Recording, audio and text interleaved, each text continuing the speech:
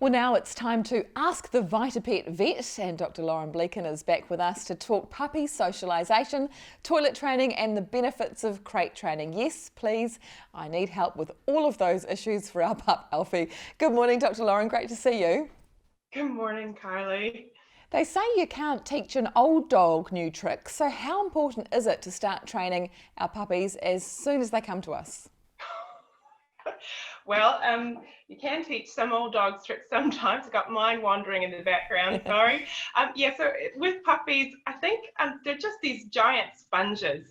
So it's really important that we realize that that's when they lay down all the foundational trainings that set them up for those good or bad adult behaviors in life.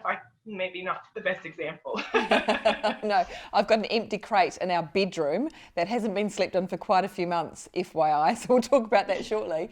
But when should we start socialising our puppies, and what sort of activities should we be doing? Yeah, that's a great question. So the socialization window is a really well-recognized and very critical window in a puppy's learning where they're the most receptive to training. And that window starts around 3 weeks and it closes somewhere between 6 to 20 weeks, depending on the puppy. Now, the important thing about those dates, the important thing about those dates is that we typically end vaccination close to 16 weeks. So if you're waiting until they're vaccinated, you're going to miss some really critical parts of that socialization window. So it can actually be really important that we socialize while they're not vaccinated. And that's a tricky thing to do safely. So that's where we need to be doing things like puppy preschools where we're with other vaccinated puppies. You can still do play dates actually, which is something sometimes people don't realize. So you can have fully vaccinated dogs come and visit you at your property and have play dates in the backyard. You can also go to other people's homes as long as their animals are fully vaccinated and they haven't had an animal with parvo on the property for a couple of years. That's how long it lives in the environment. Then you're totally safe to take your puppy out and get those socialization play dates that really build those great life skills. Oh, that is so good to know. Dr. Lauren, toilet training is a huge one with puppies. We often come out to a few surprises in the morning. What do we need to know to get them to go toilet in the right place?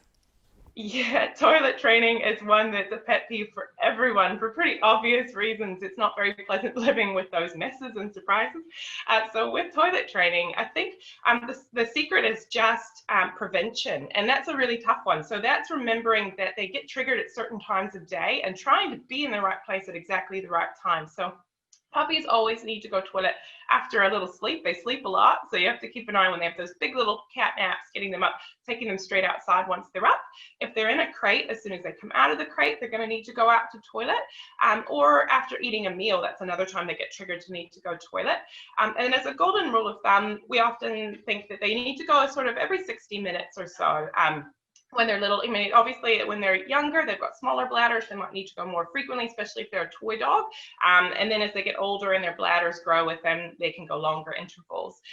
If you take your dog out to go toilet and they don't go, that's when a lot of accidents happen. So keeping an eye on your watch and going, okay, I'm going to take you out again in 15 minutes and taking them out every 15 minutes until they go. And that's a really great way to prevent those taking them out to toilet and then coming right inside and having an accident. We've been using these as well from you guys, the VitaPet pee pads, and they've got odour control as well. And he seems to, overnight in particular, he seems to be fine using one of these. Those are fantastic. They're such a great training aid. They help, as you said, at night, if you can't, if they need to go and you can't get them out or they don't wake you or they're in a crate, it's a great space to go. They're also really good for apartment dwellers who might have a really long distance between outside and inside. So when you're young and you've got that really small bladder, you have so much shorter of a window to get them outside. So you can train them onto the pee pad and then as they get older, transition them to going outside. The other thing they're really good for is geriatrics as well. When you start to get older, get a bit incontinent, they have trouble getting up and down. So they're a great little thing to have around. I really love them. Okay, let's talk about crate training. It seemed like the right thing to do. It seems to be the new buzzword. We lasted a couple of months. We couldn't deal with the whining. How can it benefit our puppies and how do I get Alfie back in there?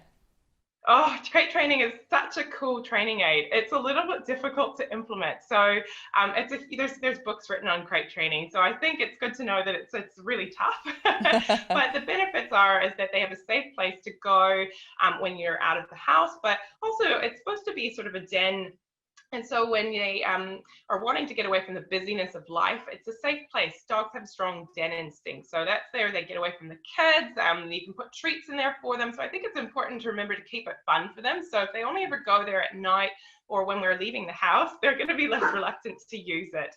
There's my dog barking in the background.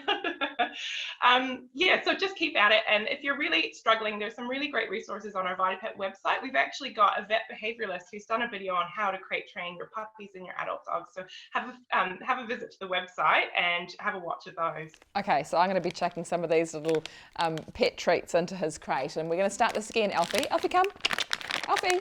What are some great ways, Dr. Lauren, that we can train our puppy into good habits? Look what I've got for you. I honestly think the best thing is treats because so many dogs are food motivated. I think, again, the key is just to keep it fun and to build the bond. And so it's what your dog likes. Some dogs don't like treats, but they're very much the small percentage of the population. So if you've got a food motivated dog, treats are great. We've actually come out with 2 puppy training treats. So the idea being with these, when you're giving puppies treats, we often end up having to break them and make them into little pieces. It can be quite a job. Yeah. So we've got what we call our pocket trainers and pocket rewards. Now, what's nice about these, particularly the pocket trainers, is they're little itty bitty tiny treats, and they're low calories and they're well formulated so that you can give a lot of them. So you can use them for a big training session without exceeding that 10% of your daily calories that you don't want to go over in treats. If you've got an older dog or you're wanting to give a more a lush reward, that's where we've got our pocket rewards. They're slightly bigger treats. Can't give quite as many of them. That they're just that, a bit more of a mouthful. Quite a nice little treat for them. The best thing about these is that when I put on a jacket from a couple of days ago and I put my hand in and I find puppy treats, which is inevitably happening all the time at the moment, they won't be all crumbly and gross. I've got these cute little dog bones in my pocket. Yeah, it's amazing what you can find in your pockets when you've got puppies. Yeah. Oh, he's loving it. Thank you so much. And Dr. Lauren, what are some of the things that we should be aware of that we need to get our puppies used to for the sake of their health?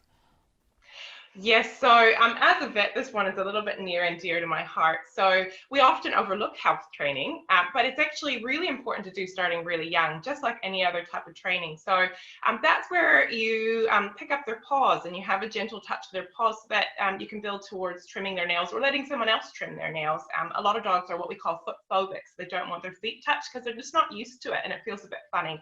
Another thing, especially with your long-eared dogs, but short ones as well, is looking inside their ears, touching their ears, rubbing them. So again, they're used to the sensation. And another thing is just to gently lift up the lip, have a look in their mouth.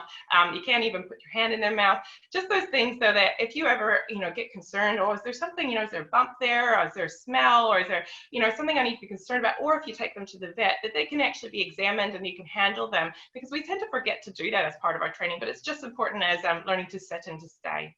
That is a great top tip. What are some of your other top tips for training them? Please help. So clicker training is a fantastic one. I have to say, I wish I'd learned more about this when my dog was still a bit younger. You can use it at any age though, but Alfie's the perfect age for this. That's where you have a clicker, as they call it. So it makes a click when you press the button. You have treats on the ready, but the issue with treats is sometimes we don't get them to them at the exact moment they do something right. There's a bit of a delay between them doing it right and getting the praise. So that can introduce a little bit of confusion. It makes training just a little bit slower. So with a clicker, you click it the second they do the action right, and then you follow with the treat. But that fumbling around time isn't as critical because they know the moment they've done it right. So that just really helps speed it up and make it more precise.